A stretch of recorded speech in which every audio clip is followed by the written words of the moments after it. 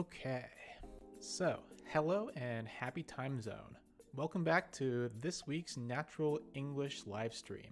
So I'm Gordon Morse, your Natural English coach, and I am here once again to answer your questions.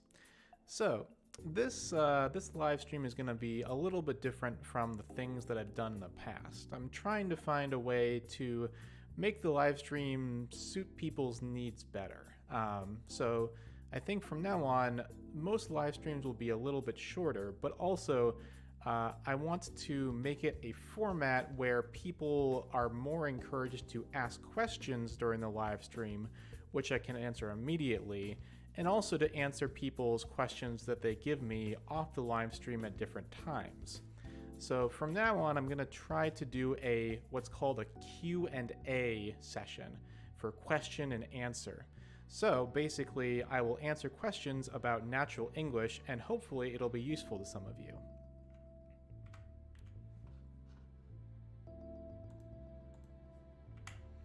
So here's our first question of today. How do you pronounce the words and slip and sleep? Do they have rhyming sounds or not? So obviously I just said them, so you can tell that they're not rhyming. So what does the word rhyming mean? So basically, if something is rhyming, the vowel sounds in particular, so in this case, the I sound in slip and also the E sound in sleep have to sound very similar. We use a lot of rhyming words in poetry, which means that it sounds really nice when you have a bunch of words that sound very similar and you read them out loud or to yourself. So in this case, slip and sleep do have significantly different sounds. However, it's important to make those sounds distinguished in natural English. When you're speaking English with a Japanese accent, those two words can actually sound too similar or even the same, which can be a problem if you want to be understood clearly. So here, slip has the short I sound, which we've talked about a lot in the past because it's such an important pronunciation point. So with slip, it's similar to words like hit and pick. They all have that short I sound. Whereas sleep, as you can hear, has a longer, deeper E sound. So short I, slip, and short or long E, sleep.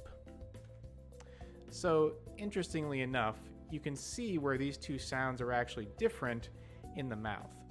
So in this case, the English sound, the short I, is actually a little bit further back in the mouth than the E sound is. So in this case, the sound that you use in Japanese would be a little bit close to the front. So see how the yellow circle for the Japanese sound is front and high. So it's right at the front of the mouth. So E, sleep, sleep. It's right here, right in your tongue and your teeth. You can feel it. So try saying that, sleep, sleep, sleep. But then try to move the sound back a little bit in your mouth to slip, slip. It's a shorter sound and it's just a little bit further back in your mouth. Sleep, slip, sleep, slip, right? Sleep, slip. So every time you say that, every time you go back and forth, you can actually feel the sound just a little bit back in your mouth, and you really want to get the slip sound. So let's try and switch over to our whiteboard for a moment. No. So we have the words slip, we have the words sleep. So again, these words are not supposed to be pronounced the same way. They're supposed to be different and they should rhyme. Slip and sleep. I slip into sleep. We have the word hit, and it should not be pronounced the same way as this word, heat. They're totally different meanings, right? Hit and heat. And finally also pick and this word, peak, or also peak. They are what we call homophones, so they are exactly the same sound but different meanings. But pick and peak, hit and heat, slip and sleep. So you see how we have the short I sounds all on the left, and then the longer, more deep E sounds all on the right. So this is a really important thing to be practicing, even every day, because the better you get at that sound, it'll be easier to understand you when you're trying to speak natural English. So here's our next question. A friend showed me a toy and said, "It means a lot to me." What does that phrase mean? It means a lot to me. So you probably know the word means, right? If something means something else, for example, nickel means cat in Japanese, right? So in this case, means is a little bit different in meaning. So basically, the toy that your friend is talking about is very important to them specifically. If something means a lot to you, that means that it's very important, and you have a lot of emotions or feelings connected to that thing, or it can also be a person or a place as well.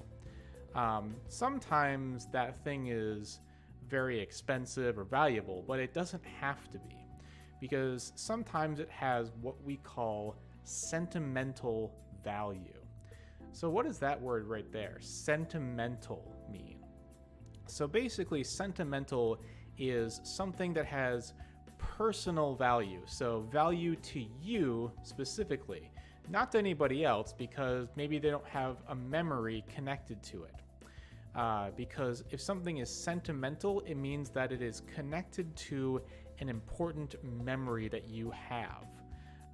So in that case, basically anything can be sentimental and also mean a lot to you. It doesn't matter if it's like, a very expensive ring or a car, or it could literally just be like a book or, pretty much anything. It could be, a little $1 like toy, really. As long as it has a very important memory attached to it, it is sentimental. So here's a couple of example sentences. So the book means a lot to me because I got it signed by the author. So for many books, you can just go to a bookstore and buy as many copies as you want, right? Or online. But if it's a book that's very important to you, and also the author of the book, signs their name inside the book, suddenly that book actually could be both worth a lot more money, but also maybe if it's a book that you really like, then having the author sign it means that it means a lot to you. It's very valuable to you. So our second sentence is, I visit my grandmother often. She means a lot to me. So as I said earlier, not just things, but also people and places can mean a lot to you. As long as it has value to you, then you can use this phrase. So a question for you is there something in your life that means a lot to you? Again, a thing, a person, or a place. So for example, for me, my old house that I grew up in means a lot to me because I have many memories connected to it. And that house is the place where my mother still lives in, so I'm able to go visit it a lot. All right, question 3. So I was talking to someone and didn't hear what they said. How do I ask them to repeat but not be rude? This is a very tricky social experience that I think a lot of us have had in the past, no matter what language you speak. So if you're talking to somebody and then maybe they talk too quietly, or you weren't paying attention, and all of a sudden you realize, oh no, I didn't hear what they said, or I didn't understand what they said.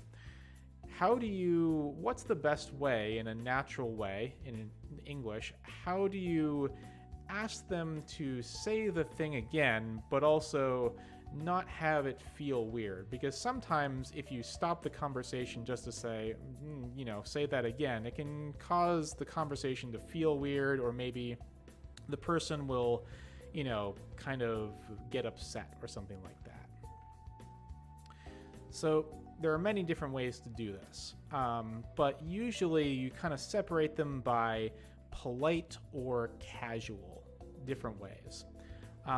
If you're going the casual route, so for example, if you're talking with friends or family, you can basically use these phrases that you see below. So you can say, "Oh, excuse me," or "come again," or "say again." So as you can see, these phrases are all very short. And because they're short and you're saying them kind of quickly, sometimes they can be very, what we call, abrupt, meaning that somebody will be surprised if you suddenly say it while the other person is talking. So you have to choose the right time to say these in a conversation. Usually when someone's talking and you're waiting, sometimes if the person is talking and they take a pause, that's when you can say, "Oh, excuse me," or "come again," or "say again." So the couple polite ways when you're maybe talking to your work friends or your boss, or just someone that you're not closely related to, you can say, "Sorry, could you repeat yourself?" Or also, "Sorry, I didn't catch that." These are both very natural ways in English to ask someone politely to repeat themselves. And as you can see, they're longer than the phrases that we use casually. And that's a very common thing among all languages, is that the more casual something is, the shorter it is, and the longer something is, the more polite it usually is. Sometimes just saying "sorry" is enough. Again, it depends on the context of the situation that you're in. Sometimes if you say "sorry," the person will say, "Sorry for what?" right? But if you ask it in a particular way at a particular time, people will understand that they should repeat themselves if you say, "Oh, sorry." However, using these phrases can also express surprise or disbelief, depending on how you use them and when you use them. So that's the one thing to be kind of careful of, because especially with the casual phrases, if someone's telling you something and you didn't hear what they said, but then you say "excuse me," they might think that you're surprised at what they said instead of you didn't hear them. They might say, "Oh yeah, no, I can't believe it either," and then just keep talking, which is not very useful. So you have to be careful of how you say these things as well. If you say them too strongly or too suddenly, people might misunderstand you. "Come again?" like that people will think that you're just surprised or you don't believe what they just said. All right, so question 4.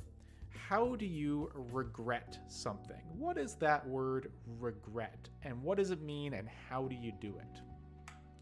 So, to regret something means that you feel sorry about something that generally you did wrong.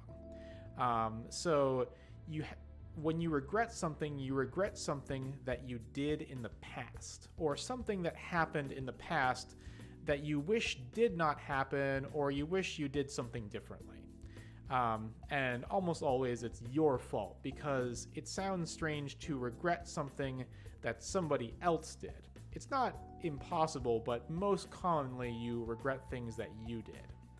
And if you're talking about a specific situation or action, you can describe that situation or action as regrettable. So that's kind of the noun form of regret, which is the verb. An action can be regrettable. So you can also regret doing something, or you can regret not doing something. So that's a little bit tricky when you think about it. So Obviously, if you did something bad or did something wrong, you regret it, meaning you think it's bad and you wish you had not done that. But also, you can regret your lack of action. So that's when we use the words like should have or I wish I had, stuff like that. So for example, you could say, oh, I was late to class today. I regret that I didn't get up earlier. So because you didn't do the action, you can regret not doing it. So also, if you regret an action, usually you have to use the ing verb form and phrase following the word regret. So you're going to see an example right now. Here, the first sentence. I regret wasting all my time yesterday. I should have studied, right? So as you can see, this person regrets not studying, the process of not doing an action. So in this case, I regret something, and that something is wasting all my time studying. So in this case, the word waste has to be ing. And the bottom one, I regret the things I said to him. I was too harsh. So as you can see, at the top, you regret an action. But at the bottom, you regret the thing, right? The actual thing that you said. So, last question here. Why does battle sound like battle, when people say it fast? So the word battle, B-A-T-T-L-E, is a real word, whereas the word battle, B-A-D-D-L-E, is not a real word. However, when people say the word battle quickly in natural conversation, it does sound like battle with a D. Oops, there we go.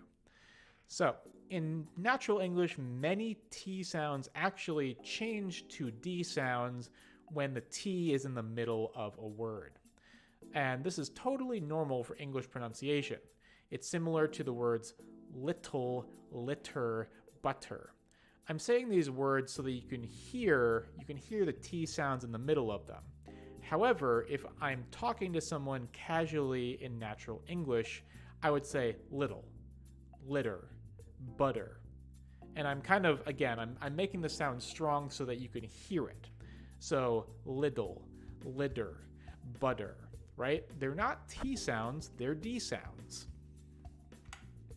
So when we're talking about linguistics, which is the study of a language and how it's used, in English linguistics, that's a lot of L sounds, we call this phenomenon, we call this thing a flap. Because basically, a flap means to kind of go like this, right? Imagine that this is your tongue, right? Imagine that's your tongue, and when your tongue flaps, that's what's happening inside your mouth when the T sound changes to a D sound, right? So, little. Because you're saying it so fast, your tongue doesn't have the time to create the T sound. The T sound is created when your tongue stops the air coming out of your throat. Little. And the T sound happens when the air is released. However, when you're talking fast, the air doesn't have time to build up and create that sound, so it just makes a little flap like that, and then it goes little. Right? So two words that are especially tricky when we're dealing with this are the word metal and medal. So as you know, there are two different words with two different meanings. And they're what we call minimal pairs because there's only one sound that shows that they're different. However, when we're speaking natural English and we're talking at a normal speed for a conversation, metal. They sound exactly the same for most dialects of English. Metal. So M-E-T-A-L right now, metal.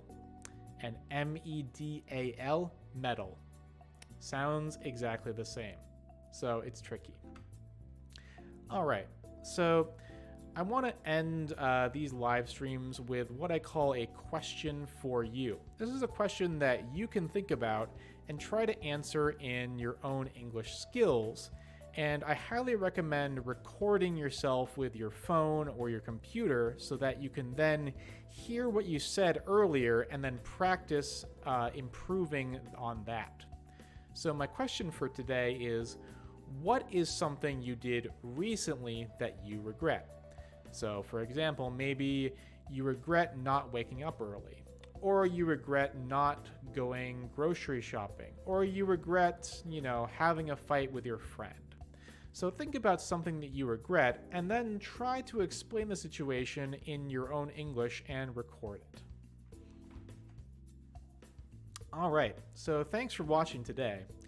Again, because this is a Q&A session, I am looking for questions that you have about natural English. And if you ask them during this live stream, I'll see your comment and be able to respond immediately. But you're always welcome to leave your question in a comment after the video is finished. I will see it, and then I can answer your question in a future live stream.